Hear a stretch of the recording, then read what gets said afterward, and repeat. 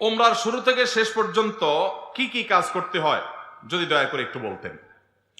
ওমরার কাজগুলো খুব বেশি না, আমরা মনে করি ওমরা অনেক জটিল কোনো কাজ। ওমরা পারফর্ম করা এটা খুব সহজ একটা কাজ। সর্বপ্রথম কাজ হলো আপনার দেশ থেকে আপনি যখন যাবেন মিকাতে গিয়ে গোসল করে উত্তম রূপে হাতের চুল নখ ইত্যাদি, শরীরের চুল নখ ইত্যাদি থাকলে অবাঞ্ছিত এগুলা কেটে পরিষ্কার হয়ে ফ্রেশ হয়ে গোসল করে এহরামের কাপড়, সেলাই ছাড়া কাপড় পরবেন, পরে লব্বাইকা উমরাতান নিয়ত করবেন। কারোর পক্ষ থেকে করলে লব্বাইকা উমরাতান আন অমুক অমুক মনে মনে নিয়ত করলে হবে, জমুকের তরফ থেকে লব্বাইকা উমরাতান, বাস নিয়ত করে ফেললেন। এরপরে আপনি রওনা দিবেন। সাধারণত বিমানে গেলে মিকাত থেকে এহরাম পরা যায় না, তাহলে আপনি ঢাকা এয়ারপোর্ট থেকেও পড়তে পারেন, অথবা এহরামের কাপড় নিয়ে বিমানে ঘোষণা দেয় যে এখন আমরা মিকাত ক্রস করব, তখন আপনি পরে ফেলতে পারেন যদি অল্প সময় পান। আর নাহলে এখান থেকে এহরামের কাপড় পরে থাকলে নিয়তটা তখন করলেন লব্বাইকা উমরাতান, বাস শুরু হয়ে গেল এহরাম পরা, একটা কাজ শেষ। এহরাম পরার পরে আপনি তালবিয়া পড়বেন, লব্বাইক আল্লাহুম্মা লব্বাইক লব্বাইক লা শারীকা লাক লব্বাইক ইন্নাল হামদা ওয়ান নি'মাতা লাকা ওয়াল মুলক লা শারীকা লাক। এটা পাঠ করতে করতে আপনি পুরা পথে যেতে থাকবেন। পুরুষরা জোরে জোরে পাঠ করবে, মহিলারা আস্তে আস্তে, বাস দুইটা কাজ হয়ে গেল। এহরাম পরা, গোসল করে উত্তম রূপে মিকাত থেকে নিয়ত করা এবং তালবিয়া পড়তে থাকা। এরপরে আপনি যখন মক্কা যাবেন, হারামের কাছাকাছি যাওয়ার পর হারামে কাবা শরীফ দেখে তওয়াফ শুরুর আগ পর্যন্ত আপনার তালবিয়া পড়তে থাকবে। মসজিদে প্রবেশের সময় মসজিদে প্রবেশের সুন্নাহগুলো পড়বেন, আদায় করবেন, করে ভিতরে ঢুকে শুরুতে আগে তওয়াফ শুরু করবেন। 7টা চক্কর দিবেন। কাবাগরের হাজরা আসদ পাথরকে বাম পাশে রেখে ডান পাশে সবুজ লাইট রেখে বিসমিল্লাহি আল্লাহু আকবার বলে আপনি তওয়াফ শুরু করবেন। 7বার চক্কর দিবেন, 7বার। এই 7বার চক্করের প্রত্যেক চক্করে আলাদা দোয়া নেই, তবে চক্করে দোয়া কবুল হয়। দারুণ দোয়া কবুলের একটা জায়গা। মনে আল্লাহর কাছে যত চাওয়া সেগুলো পেশ করবেন এবং আপনি রুকনে ইয়ামানি বলে কাবার 4টা কোণার একটা কোণাকে, অর্থাৎ হাজর আসদ পাথর যে কোণা তার আগের যে কোণাটা আছে তওয়াফ করতে যেটা তার আগে পড়বে ওইটাকে রুকনে ইয়ামানি বলে। ওই কোণা থেকে হাজর আসদ পাথর কোণা, এই দুটার মাঝখানে একটা দোয়া আছে, রব্বানা আতিনা ফিদ দুনিয়া হাসানা ওয়া ফিল আখিরাতি হাসানা ওয়া কিনা আযাবান নার। আর যেহেতু এটা আপনার তওয়াফে জিয়ারা বলে, এটা প্রথম তওয়াফ, অতএব ওমরার তওয়াফ, এইজন্য আপনি ইহরামের কাপড় পুরুষরা ডান পাশের বগলের নিচ দিয়ে বাম পাশে কাঁধের উপরে ফেলবেন। এটা করবেন। এটা করে আপনি এই তওয়াফটা শেষ করবেন এবং প্রথম চক্করগুলো, প্রথম কয়েকটা চক্কর আপনি জোরে দিবেন, একটু জোরে জোরে দৌড়াবেন প্রথম 3টা চক্কর। এরপরে বাকি চক্করগুলো আপনি স্বাভাবিক থাকবেন।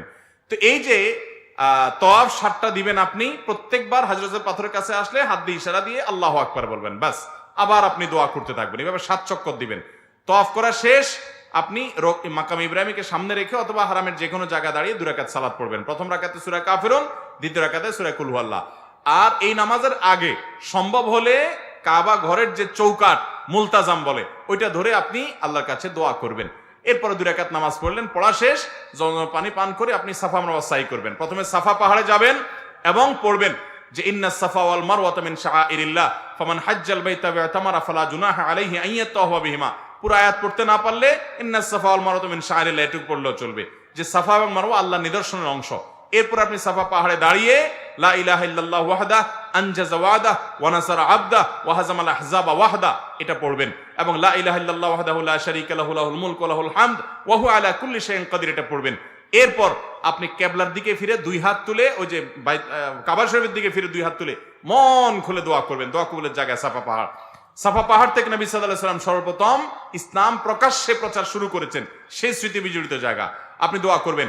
এটা ইব্রাহিম আলাইহিস সালাম এবং ইসমাঈল আলাইহিস সালাম এবং মা হাজারার স্মৃতি বিজড়িত জায়গা। যাই হোক, সাফা পাহাড়ে দোয়া করার পর এরপরে আবদাউ বিমা বাদা আল্লাহ বি, আল্লাহ সাফার নামে আগে শুরু করছেন, তো আমি এখান থেকে সাই করা শুরু করছি। হেঁটে যাবেন হলো কোথায়? মারওয়ায়। মারওয়া যাইতে মাঝখানে 2টা সবুজ লাইটের জায়গা পড়বে, ওখানে পুরুষে একটু জোরে হাঁটবেন, বাস এটুকু। এবং এই সাইর সময় আপনি জিকির আজকার তাসবিহ তেলাওয়াত করতে পারেন। তওয়াফের সময় ওযু থাকতে হবে, সাইর সময় ওযু না থাকলেও হয়ে যাবে, কিন্তু ওযু থাকলে ভালো। এবং তওয়াফ সাইয়ের মধ্যে ওযু ছুটে যায়, ওযু করে এসে আবার যেখান থেকে ছুটছে ওখান থেকে আবার কন্টিনিউ করতে পারবেন। মারওয়া পাহাড়ে চলে গেলেন, সেখানে গিয়ে আবার ওই যে কাবার দিকে ফিরে সাফা পাহাড়ে যা যা করেছেন ঠিক একইভাবে সবগুলো করবেন এবং দোয়া করবেন। ওখান থেকে আবার আপনি সবগুলো দোয়া পড়বেন। ওখান থেকে আবার আপনি সাফা পাহাড়ে আসবেন। তাহলে সাফা থেকে মারওয়া গেলেন একটা চক্কর, মারওয়া থেকে আবার আসলেন আরেকটা, আবার গেলেন আরেকটা, এভাবে মোট 7টা চক্কর দিতে হবে। সাফায় শুরু হবে, মারওয়া গিয়ে শেষ হবে। যে আসলে একটা না, গেলে একটা, গেলে আরেকটা, আসলে আরেকটা, এবার মোট 7টা হবে। 7 চক্কর শেষ, আপনার ওমরা শেষ। এরপরে পুরুষরা মাথা চুল চেঁচে ফেলবেন, না চাচতে পারলে পুরো মাথার চুল ছোট করতে হবে। দু চারটা সামান্য একটু ছোট করলে হবে না। মহিলারা তাদের মাথার চুলে সামান্য অল্প একটু ছোট করলে হবে।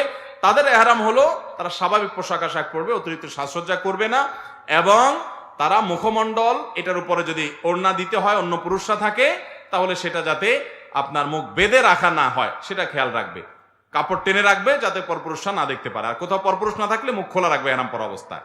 আর এহরাম পরা অবস্থায় পুরুষরা সুগন্ধি ব্যবহার করবে না, সেলা আলা পোশাক পরবে না, আন্ডারওয়্যার পরবে না, মাথায় টুপি মাথা ঢাকবে না, এই সমস্ত কাজ করবে না। কোনো পশু পাখি এমনকি আপনার মশা টশা ইত্যাদিও মারবে না, যথাসম্ভব তাড়িয়ে দিবে। অর্থাৎ এক কথায় এহরাম পরা অবস্থায় নিষিদ্ধ কাজগুলো সব করবে না। সাফা মারওয়া সাই শেষ, মাথা মুন্ডানো শেষ, এখন তিনি হালাল হয়ে গেলেন। এখন যেগুলো নিষিদ্ধ ছিল এহরাম অবস্থায় সেগুলো সব এখন যায়, সেলাই করা পোশাক পরতে পারেন। তার ওমরা শেষ হয়ে গেল। অত্যন্ত সহজ এবং খুব আপনার অল্প কয়েকটা আমল এর মাধ্যমে ওমরা সম্পন্ন করা যায়। আমরা যারা ওমরা করি নাই, আল্লাহ তাআলা আমাদেরকে জীবনে বারবার ওমরা করার তৌফিক দান করুন। আর যারা আগে একবার করেছেন, আল্লাহ রাব্বুল আলামিন তাদের সবাইকে আবার ওমরা করার তৌফিক দান করুন। বাইতুল্লাহ যাওয়ার যে স্বাদ, ভাইরা আমার, এই স্বাদটা আস্বাদন যে করে